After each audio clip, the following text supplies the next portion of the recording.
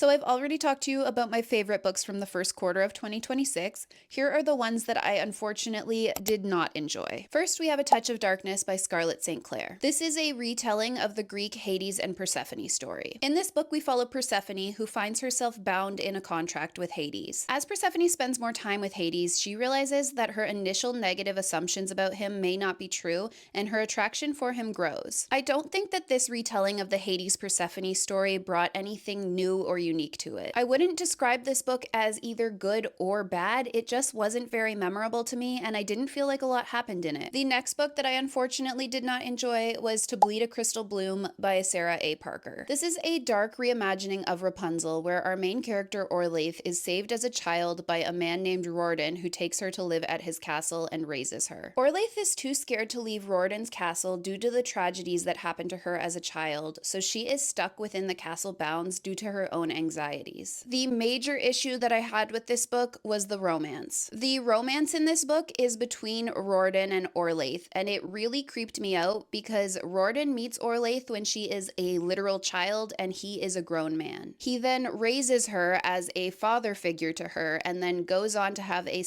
relationship with her when she is an adult. You may argue that this is a fantasy book and not real, which sure, I acknowledge that. However, with real people in our world like this guy, I just don't want to read about that.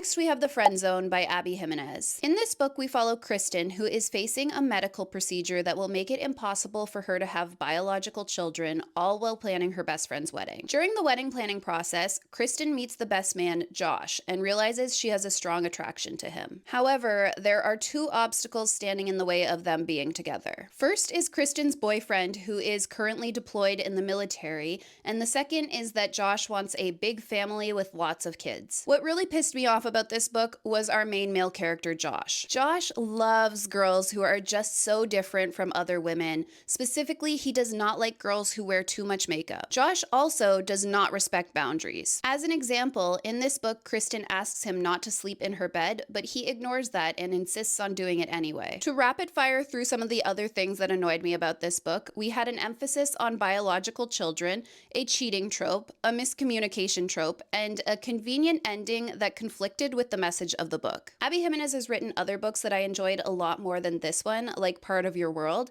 so if you're going to pick one up, I recommend reading that one instead of this.